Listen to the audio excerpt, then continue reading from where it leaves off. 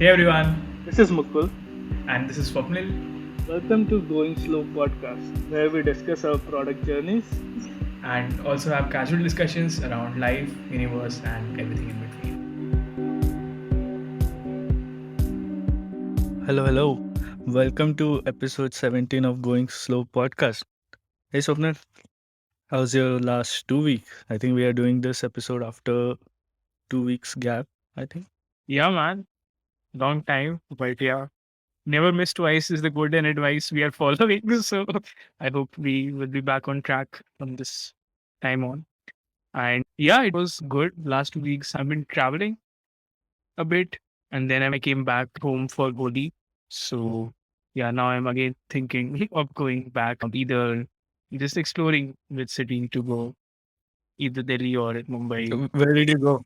Were you traveling for work related things or just to No, explore? just as a trip. So I went to Northeast. I was in Guwahati, Shillong, and then I was in Rishikesh for a week. Oh, nice. Did you go to college? No, man, I did not have any college friends with me at that time, so I skipped that. But yeah, I would love to have. I'd love to go with some college folks. Otherwise, it's like there's nostalgia, but if you are the only one feeling it, I don't like that. I want okay, there should be more people, and then we trip on it together. Got it. Got it. Was it solo or was it with a group? Yeah, it was with a bunch of friends. Oh, that sounds great. I thought there was some wedding that you had to attend. That's why you couldn't record the last week. Yeah, that sort of got postponed. So what happened was this Nice. person, this friend, he shared the dates, and everyone in the group assumed it was March. Okay. And I think one person booked as well, and two of us were booking. And then someone posted in the group, ki, bro, it is in April, not March. Like, I'm like, what is this confusion, man? Matlab, it was so funny. And then we sort of both गधे आए उसको कि अरे क्या है मतलब this is something you should like be very clear on कि okay, these are the dates and all. But yeah, so that is in April. So yeah, we'll have to travel for that in April. But yeah, right now it was mostly exploring place without any agenda. Interesting. It sounds good. That is like weirdest, I would say, thing. Like he might not have noticed at all, like that everyone will book ticket for this month. Yeah, so you are That's creating a crazy. WhatsApp group. You are telling here are the dates, and then like people are going to assume if you're doing Yeah. that in March and if you're not providing, if people assume things, right? So it's just an example of bad UX, I would say. Yeah. So how do you manage work in such scenarios? Like, do you like assign some hours of day, or do you say like for this day I'll work and then for next few days I'll like handle only important things or something like that? Yeah, so it's been hard, honestly. I've not figured that out yet. Still Hmm. experimenting. I feel like I was only able to do the important part currently. And like in the last few days when I got back, that is when I sort of picked up on the other things and just catching up on the other tasks. But yeah, like ideally I want to be at a place wherein I am able to manage both work and travel at the same time. Yeah. Yeah, yeah. Yeah, I mean, I'm very curious about this question because I'm in the same boat now. So, like, I'm figuring that part out. So, that is definitely tricky. But yeah, but I think it's important. Once you figure it out, then I think it would be streamlined and super smooth. Yeah. So tell me about you. You have recently moved, right? How long it has been? How are things? Yeah. So I started traveling last week. So my flight was from Delhi to Paris. So I was in Paris. I reached Paris on 16th and I was there for one day. And then I had my flight to Lisbon, Portugal. So yeah, it has been with, I would say, amazing experience so far. Definitely in terms of experience with respect to like a solo trip, like whether I was not sure whether it would work or not and stuff. And it has worked well so far. And I would say I'm trying to find the right balance between work and travel. So I'm now like making some, I would say, rules for myself that hey, like work for some time and then travel, or work one day or travel next day, something like those. So basically this next week I'm going to travel a lot because one of my friend has joined me and he is free from tomorrow. So I'm planning now I'll work on Sunday today, and then for the next week I'll just manage the small things and travel as much as I can. So yeah, I mean it has been good balance. But Lisbon is amazing, to be honest. Like it's one of those. I mean, of all the places I've been, this place is one of the most affordable, beautiful, and I mean it's like if you. I've been here for like 2 3 days, but I can see that here the balance of work and life and the quality of life is much higher and good. So yeah, I mean it's really nice in terms of like how things are organized. I mean, like how, the beautiful views. Like there is a beach nearby where there's a nice area to walk. So yeah, I mean it's really, I would say I'm just now I have made a rule for myself that I'll explore like one new thing a day. Like whether it be like food, whether it be like a new place, whether it be like something new, so that I'll just do one small thing every day for whatever duration I'm here. So yeah, I mean it's good so far. Nice, nice. And how's the place where you're staying? How did you find it? So this is Airbnb I have booked for because I'm with a friend Mm. right now. So we have booked an Airbnb, but in the future I want to book hostels because it helps I mean, like it helps a lot in socializing. Like, for example, meet new interesting people. Like, I stayed in Paris for one day and I stayed in a hostel and I met few people who were like, oh, like you're doing like different interesting things. And I was like, whoa. So that's like, I would say, one of the best parts of solo traveling or traveling, that you get to meet people who like increases your perspective. Right, And also, like, it's fun to, I would say, like, if I am staying alone for a long time, it wouldn't be sustainable. Then I would get bored or feel that lonely feeling will creep in, and so. But if I'm in a hostel, then it's easy to meet up people, have some plans, and so it turns into a very good experience. right. I think the So planning yeah. bit is very true. Like, I am a very lazy planner. So, being in a hostel helps me in that regard, that someone would be making plans and I can just tag along with them. Yeah, yeah, but we have to plan too, like because that's like one of the, I would say, best and worst part of solo traveling, that you have to push yourself. Because if you are not pushing yourself, you can stay at same place for a long duration of time. So sometimes you have to say, oh, like let's push yourself out of that comfort zone. Let's do this, let's do that. So like day before yesterday, I was not sure what should I do at on Friday night. So I was not sure where should I go because I was solo that time. So I just checked, like there was an Airbnb experience of Lisbon pub crawl. Mm.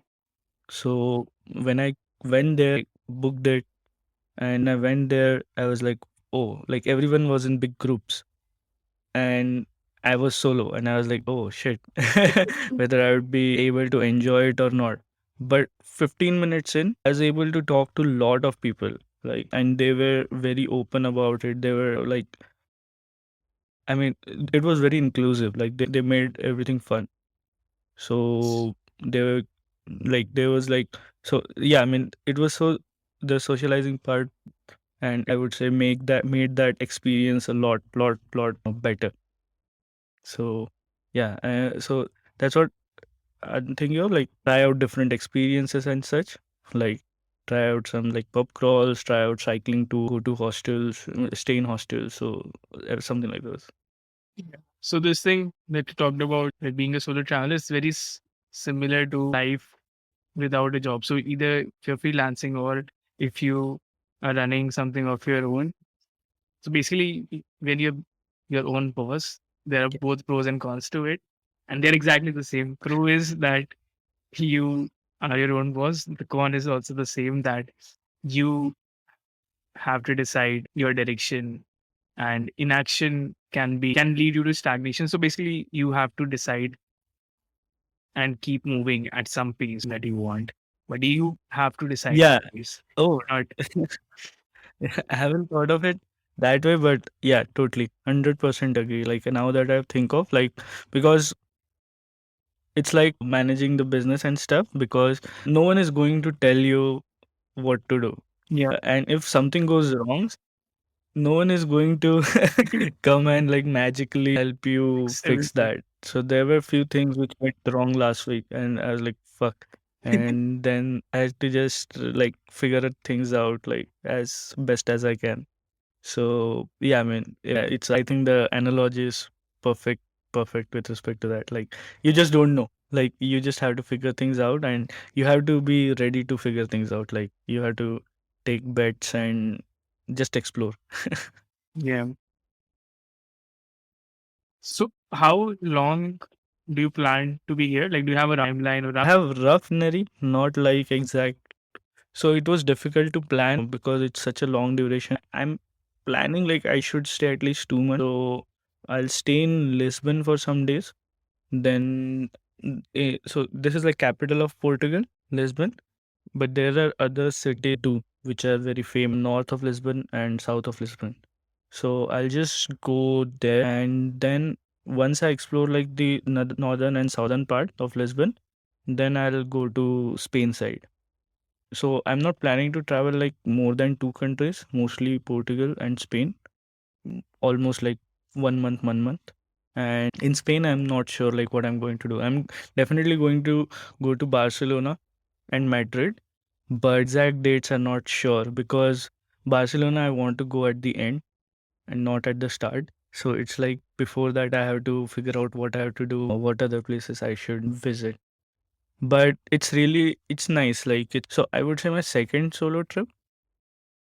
So my first solo trip was to Turkey, but it was for 2 weeks. So this is like I would say longest. But when I did my Turkey solo trip, there was a little bit of language barrier in Turkey.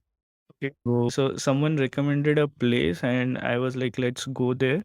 And I went there. It was far from like main city, like a small town, but beach town. And when I went there, I realized that like within like 5 kilometer radius, no one was speaking English. Oh, Like no one understand English, no one speaks English, and I'm there, like full to Indian guy who doesn't speak how anything did you other get than my map? English. That Yeah. sounds super scary.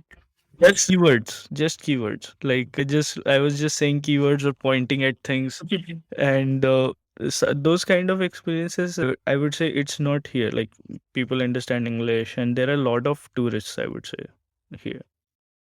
The first thing that comes to my mind when I hear Spain is ZNMT. Do you plan to do Yeah. any activities of those types?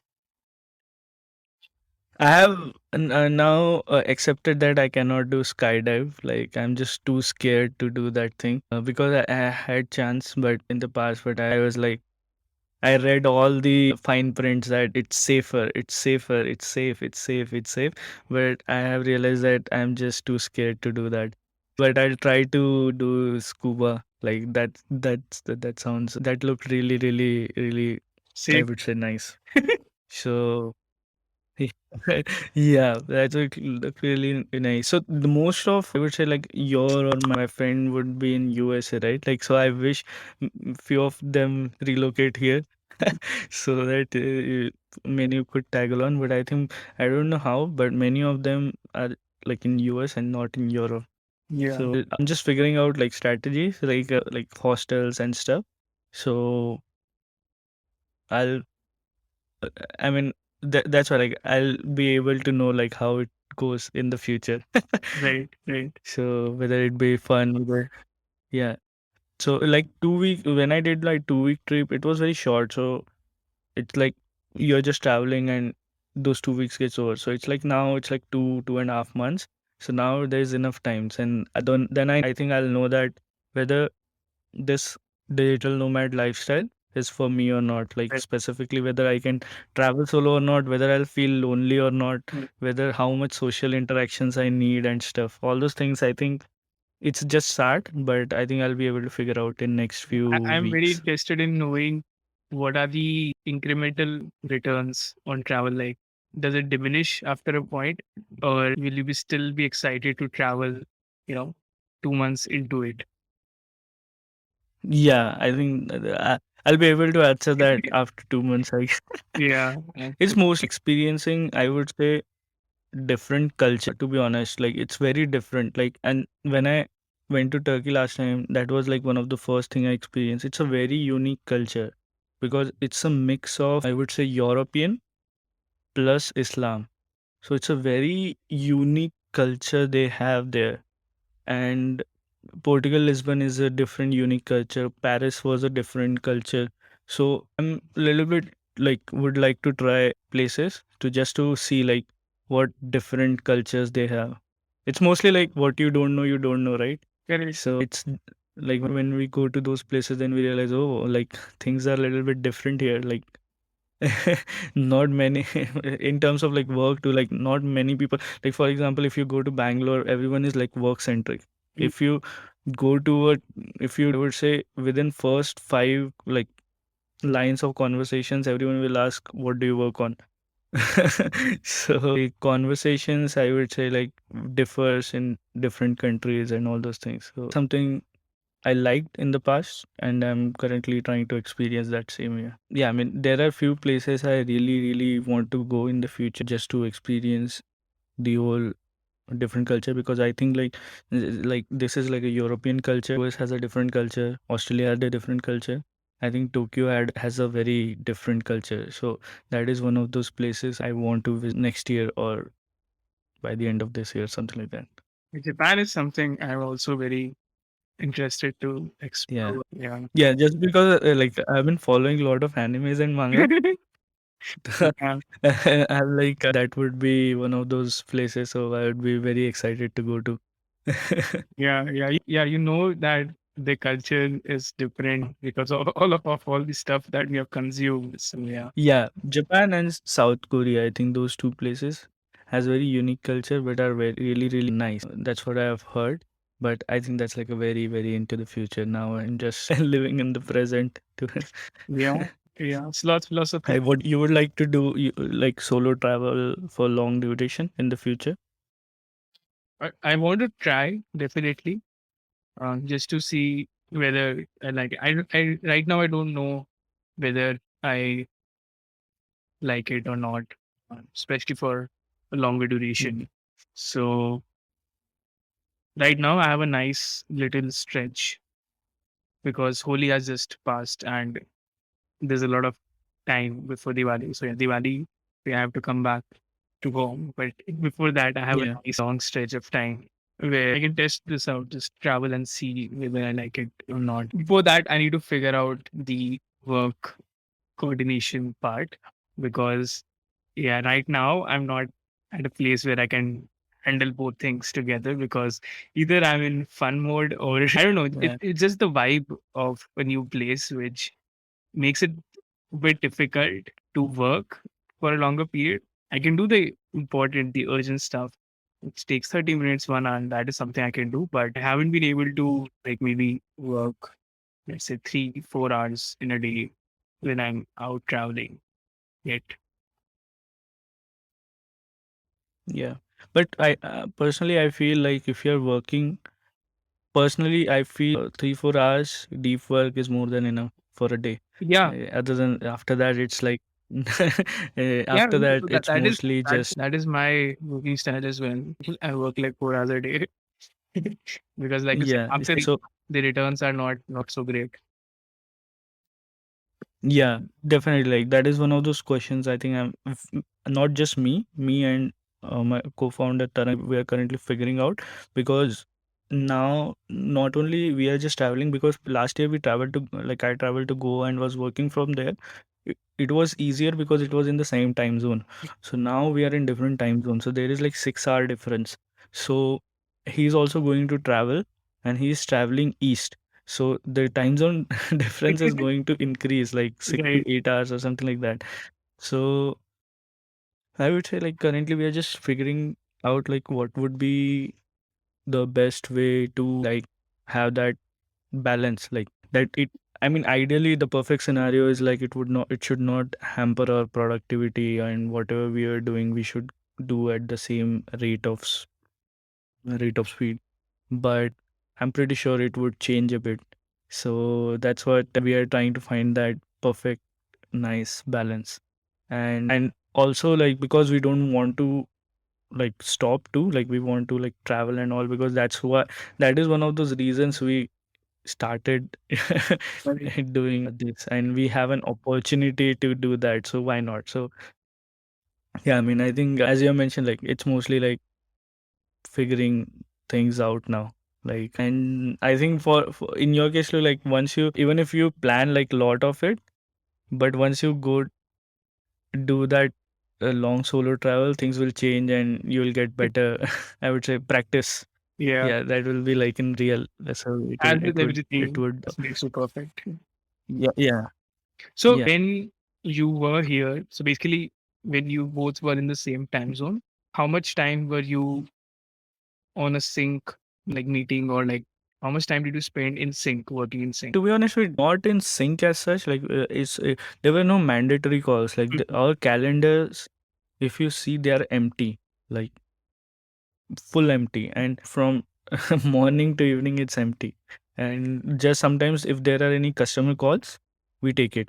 That's it. Like, I would say, like, but in a day, we have 2 to 3 customer calls. That's it. Like 15-minute calls. Other than that, we do not have any our calendar like full days. I would say, like, empty stuff. So what we used to do, like, the best part in same time zone is like you can call anytime. So for example, if I'm starting to work, like generally we used to start work around 12 p.m. India time. So, and during that time we could just connect for 15 minutes. Hey, are there any, so some set of questions we have ready automatically in our mind, that hey, is there any support thing we have to do? Hey, those support things we had to do, what should we do, like when should we release it and all. And third, what should we work on next? And once we have some, I would say, some tasks, like we have clear distinction between tasks, who is going to do what. And once we have those things ready, we don't stay in call. Then we disconnect, do that work, and then push it, and then basically release it. It's mostly like, for example, if there is some overlap, like for example, I'm doing something and he's doing something, and both has dependency on each other. In that case, we stay on call for like till it gets resolved. So something like that, I would say. It's mostly, I would say, like for example, in now I have to check like his time, like whether when can I call him. Or for example, the main difference I would say is not with respect to that, it is with respect to, so I used to work, we both used to work from 12 p.m. there. So now his 12 p.m. becomes my 6 a.m. So, and my 12 p.m. becomes his 6 p.m. So Right. it's like my work timings does not match with his work timings. So I would say that is kind of a, I would say, a problem we are trying to figure out. It has not been an issue in like last few days, but that is something we want to figure out, like how we can like optimize and maximize it. Like at least we should know what we have to do. So we just divide those tasks and we do it in a sync way, and connect sometime and just go over those points. That is like one of those things we are trying to do. But yeah, I mean, that point, like that work time and relax time, that is something I think it has not been an issue in last 2 3 days, but we are trying to figure out next. So like working in different time zones is the ultimate test of remote first. Yeah, I guess remote first plus I think remote async remote kind of thing, right? Like, mm, I mean, many companies are remote, but they are not async remote. So async remote is the real deal. Remote first is okay. Remote first is like, for example, many companies, like one of my previous companies got remote first, and they had like afternoon loads of call. then what's the point of like remote first if you have like 5 hours of call every day? Right, right. Yeah, yeah, I agree. About that. So like we have a team member working from Paris, and initially we also had some. It's sort of a mindset shift wherein you have to document more to know that if there's a meeting happening in India time, that person won't be able to attend, and vice versa as well. If it is something like 9 p.m. India time, then most of the team members from India won't attend because it's too late for them. So, yeah, it just sort of made us document more and still figuring things on the way. Yeah, yeah, same. And personally, we don't like we get on a call quite often regarding work, but generally we just try to message. Like if it can be done via message, then do it via message, then something like that. Yeah, I think like I but hate definitely, things like if someone tells me or if I know that there's a task to be done, I can do it on my own time. But if anyone tells or asks me to, okay, yeah. do it in the next 5 minutes, I get very uneasy about it. I'm like, this feels, I don't know, uneasy. Yeah, and it gets irritating when sometimes, like for example, it's because of their deadlines that you have to push, and I'm like, you didn't do your work right, and you're now depending on me. I do not have any sympathy for this, and I do not want to do it. Yeah. Like it's like a ticker for me. That thing when yeah, Pet peeve. yeah, pet peeve. Yeah, it's like when due to some other reasons, like someone pushes it, but the pushing is due to because their dependency was on it. Like so do you document a lot? Like do you document every meeting or do you document like certain things you want to do in a day or something like that? Yeah, so we have both. We have task lists for every team member. Also, it is visible Mm. to everyone so that if someone has more bandwidth, they can take things off someone's plate. We don't have a dependency on something like this particular task can only be done by this particular member. One can do everything. And we have an initial assignment of tasks, Okay, but everyone is same yeah, basically. everyone is same. Yeah, Sorry. there's no differences. Because I think in an early stage, everyone is a generalist. So you don't have dedicated people for dedicated things. And it also helps us. It's a win-win, I feel. On their side, they get to learn and work on a bunch of domains. And from my side, there's less dependency. So there's not a single point of failure, right? Let's say someone Mhm. catches cold or something. It's not that we stop doing work. So yeah, task list here, and then yeah, we also document meetings like a brief MOM, just Yeah. like points in brief on what decisions were taken in this meeting, so that at least we know he took that consciously. Of course, we can Hmm. change them down the line, but someone who did not attend can just see that section and get a decent idea. We don't write like full sentences. It's not like a blog post wherein Just key points. yeah, just key point. At the end of the day, everything is about ROI, right? In life, Yeah. in business, in everything, everything is about the ROI. So yeah, just write enough that anyone reading can get some context and they just see what things were talked about. And if there's some confusion, they can always clear that in the next sync meeting. Got it. Yeah, I mean that's really nice. Like really like the point regarding single point of failure because in startup I would say in small teams that is like one of the their major issue I would say. Like for example for us too we are like single point of failures because we handle like we have clear distinction between our work. So for example I was traveling one day a few days back, like it was a long like 9 hours flight, and there was something which was not working for a customer and it was dependent on me. So I was the single point of failure during that time. But I think it's nice. It's nice that you're already doing that. And it's in our case we cannot do it as of now, but we'll see, I guess, in the future. But that definitely feels like the right and perfect way to do. Yeah, I think that also gives you more optionality, right? It's like insuring yourself. It's like protecting yourself against unknown events. So Yeah. Yeah, if something bad happens, you'll have to play catch up. And yeah, it's a bad place to Yeah, be. that's what. Something I've picked Yeah, working in big companies is that they always have backups and backups of backups. yeah. There's a lot of I redundancy. mean, they can afford it. You can afford it. They I have to think, do yeah, that. I think that is definitely true. Also, like in our case as well, for this initial 8 to 9 months, I was the single point of failure.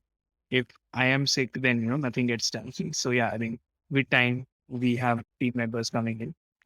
But yeah, so I was saying, in one of my first teams where I started work, so we had our servers deployed in multiple availability zones, and that was like pure redundancy. We had total of 500 servers in three different zones, and we could easily remove 166 of them without any performance impact or any customer impact. They were just there because we wanted to have redundant in case any single data center goes down. We didn't want Mm, to affect the users. So yeah, yeah, I mean, that was the key learning from there. Okay, we need to have backups and backups of backups wherever possible. yeah, yeah. I mean, on that scale, it's fine to spend more. On startup too, you can spend a bit more to have that kind of safety. But yeah, definitely I understand they're like, it's okay. We can burn money, but we need like, because if something goes wrong, then like everything. I mean, it's for big companies, it's like direct news comes out regarding them and media articles come. Yeah, totally understand. Like it's like wasting money, but it's fine. Yeah, we we're putting money for peace of mind. Yeah, but I feel one con of that in big companies is like people are too scared to make any change. By that, what I mean, so I have observed it in my previous company. It was a huge company where they have a lot of, I would say, legacy product. If it, I think, and nowadays, if it's like greater than 1 year or 2 year old, it becomes a legacy product with all the Very tech true. things growing at this rate. So they have some legacy products and stuff, and if you come and say, "Hey, why are we doing this? Why are we not doing it that way?" and stuff, the answer is because it's working right now. So even if it's not, like there are a lot of things I would say, like because they don't want to change because it's working right now, and if you try to optimize it and go it with a different way, they just don't want to take that risk. Why to mm, change things if it is working okay-ish, all those But things. at the You can same make it great, at the but same time, you it is don't want also to. about the reward as well, right? So it's also about whatever optimization you are suggesting.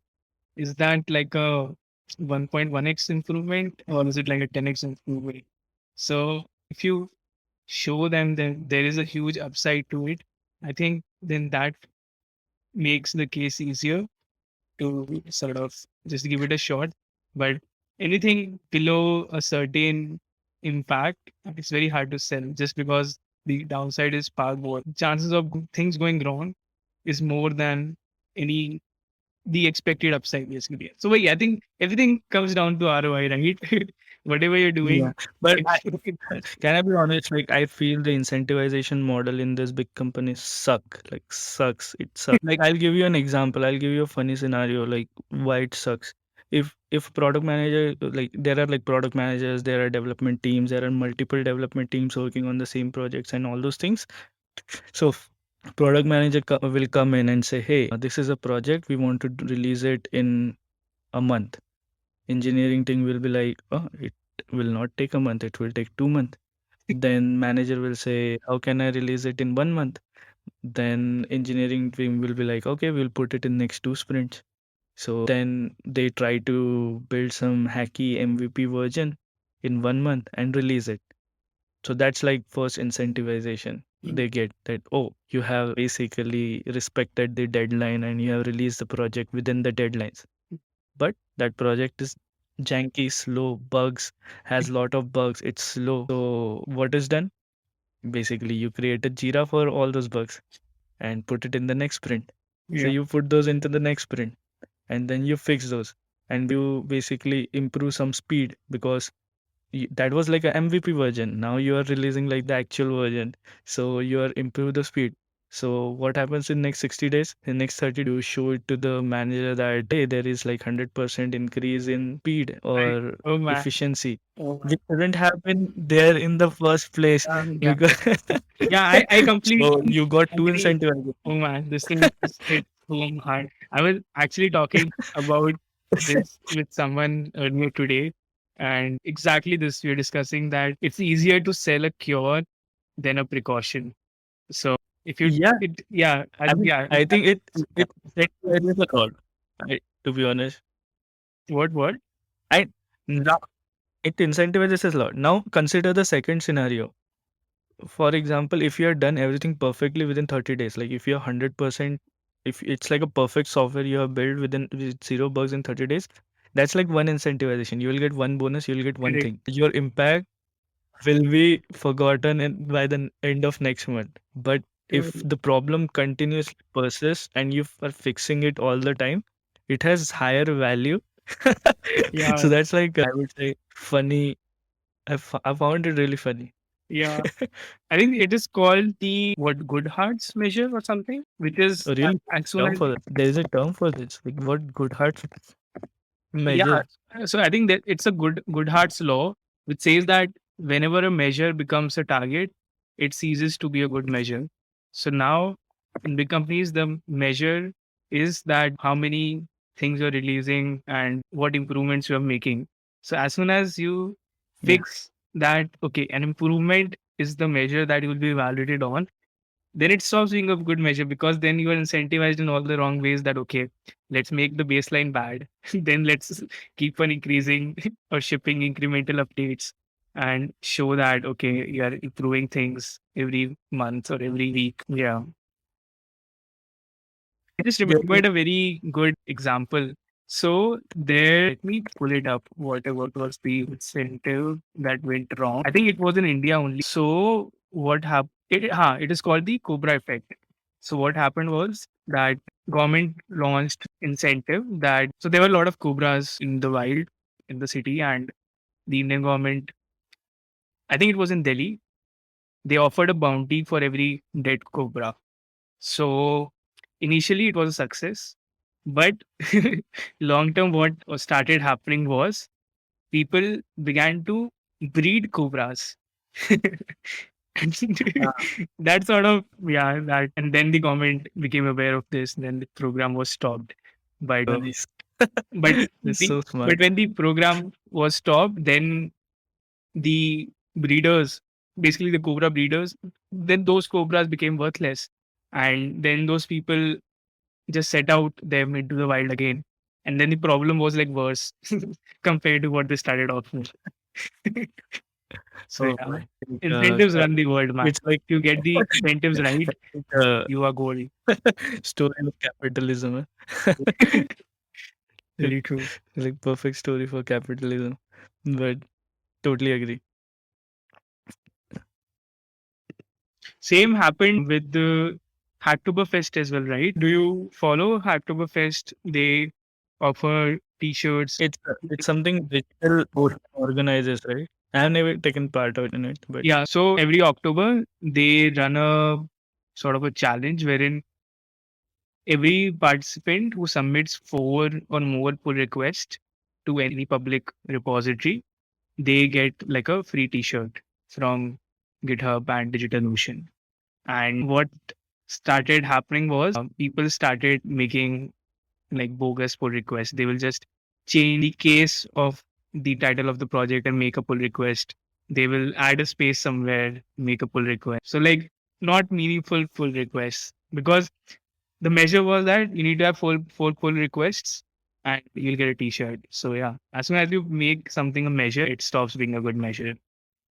This is interesting. I'll remember this. Good Hearts Law. I totally agree with this because in my previous company there was a rule for I think developers that there should be 2 commits per day, and I used to found that rule Oh so dumb that like why why would you need such kind of like it was a measure to it was a rule to measure some developer velocity or something like that, and that velocity term I hated.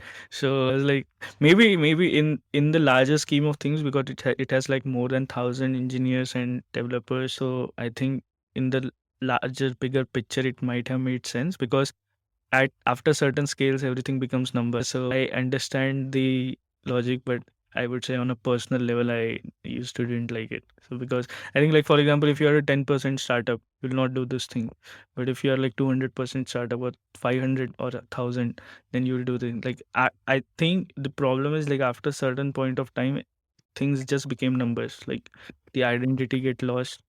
Thing you will just be like for example everything will be design in terms of like quantitative basis, like what percentage of it, what ratio of it, what number does it support. Then uniqueness and numbers does like quality doesn't like make sense. Like every for every I think once a organization gets big they need some certain numbers to measure quality, and they will come up with some unique formula of their own. So I don't think it might not be their fault, but it on a personal level it just sucks. yeah, yeah. That is like a very bad 2 commits a day. That is feels wrong. It's funny. I used to guys like, oh okay. Then like the one you have mentioned, right? Like you create like empty pull request and such. Like let's just create 2 empty commits. That's it. Yeah, well, you intentionally put a bug and then you fix it in your next pull request. But what if you forget to fix the Yeah. bug, right? Like that is a real cost. You you just got your next bonus. Yeah, yeah. I remember one more such incentive gone wrong. I think this was in the book Sapiens. So I think in Java or somewhere there was some expedition going on, and the people who went there for that, they put out an incentive for the locals that they will get 10 cents for every human bone that they find. So they are excavating and they're also asking locals to do that so that it speeds their task. What ended up happening was people who found the larger bones, they broke it into multiple pieces. And then they Oh, then they sort of, submitted it and oh, that sort of but an example of incentives gone. it's such a yeah, I mean such a smart way. It's like basically it starts with something like this, like problem exists, create solution. That is like first motto. And after some time it gets converted into create problems, create solutions. So like you can create problems and then you create solutions for it and you get incentivized for it. So yeah. Yeah. That's what we so yeah, I think we should call it an episode. I mean it was fun like talking after so long. Yeah, yeah. Same here as well, man. Just wait for a very long time. I did not realize we are already, Yeah, uh, it's almost 53 minutes.